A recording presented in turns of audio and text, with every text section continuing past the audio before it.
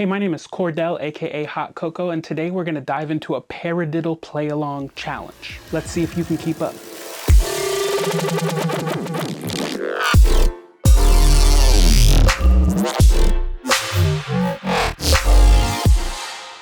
Okay, so this is a drumming challenge from back in my drum corps days. It's usually done face-to-face head-on to see who can play the best paradiddles, which is a type of rudiment, the fastest. In our case, we're going to do some finger drumming, but you can absolutely use sticks. But in our case, we're actually going to use fingers. So for this challenge, we're going to do a paradiddle passage. It's kind of a pattern of paradiddles that I'll explain in a moment. And every time we finish that passage, we're going to speed up a little bit. Normally when this is a head-to-head challenge, we would both speed up together, but since you're not actually here in this room with me, I'm just going to speed up the tempo in Ableton. It's only about 4 bars long, and every time we finish those 4 bars, we're going to speed it up by 15 BPM.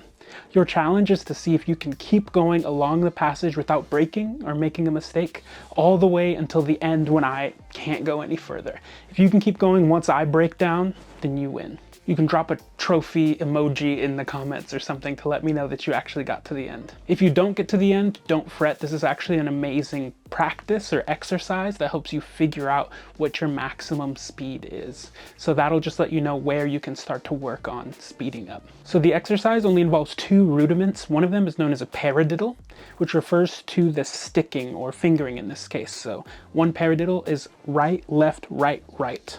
That's a right paradiddle, or left, right, left, left. That's a left paradiddle. It's basically just drum speak.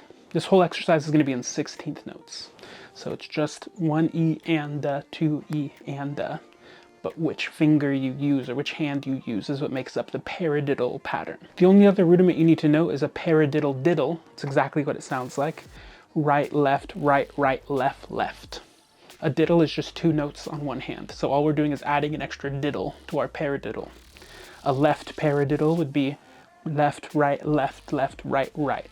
Paradiddle, diddle. If you've got those 2 things down, then you understand the whole passage. Although it ends with some 8th notes, 3 and 4 and. But besides that, super simple. Okay, so here's the pattern. 2 paradiddles and a paradiddle diddle. You do that twice. And then you flip it around. A paradiddle diddle and 2 paradiddles. You do that twice. And then you end with 8th notes, 3 and 4 and. That 3 and 4 and is where we start to speed up and we feel the sense of the new tempo, and it sets us up for going into the next passage, which we just repeat the same thing. That's it. Now once you get to that 3 and 4 and, it speeds up, so you have to listen to the new tempo, and it also starts on the opposite hand. So you do the exact same pattern, but you start with the left. Paradiddle, paradiddle, paradiddle, diddle, paradiddle, paradiddle, paradiddle, diddle. Paradiddle diddle, paradiddle, paradiddle, paradiddle diddle, paradiddle, paradiddle, 3 and 4 and.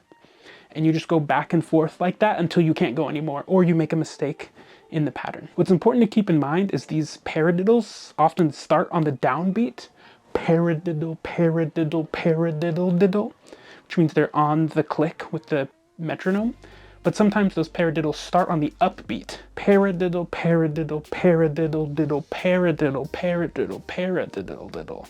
So don't let that kind of mess you up when you're feeling the tempo. But it's always going to be straight 16th notes the whole way through. If you feel like you're already pretty quick, don't sleep on the beginning of this exercise. I start off really slow, and sometimes it's actually harder to play a smooth, even pattern at a slow tempo, even if you're just using fingers. So really think about being deliberate and even with the timing at these slower tempos. Even mine isn't going to be exactly perfect, but you really got to feel it. As the tempo starts to speed up, I encourage you to try to relax. And once you find your top speed, what you can do is just practice at that top speed and see if you can relax your arms. Because if you tense up all of your muscles, it gets really difficult to actually play quickly. So really relax into it and kind of make it fluid as you speed up. All right, before we start, make sure you like and subscribe. If you understand the pattern, then I think it's time to dive in. Let's see what you got.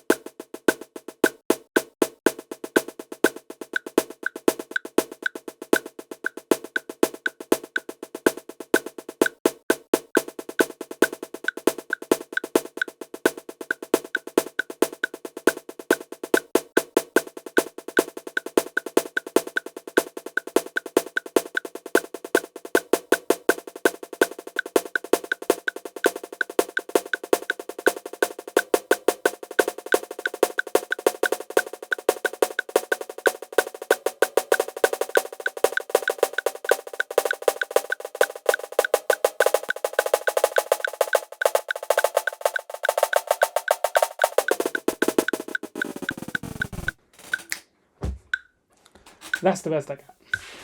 All right, looks like about 210 is my personal limit. I know what I need to work on now.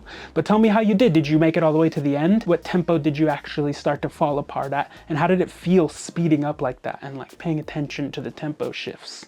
Let me know in the comments down below. If you thought this was helpful, don't forget to hit the like button, hit the subscribe button, check out the rest of the channel if you think some of these exercises are going to be useful to you. And I'll see you in the next one. Peace.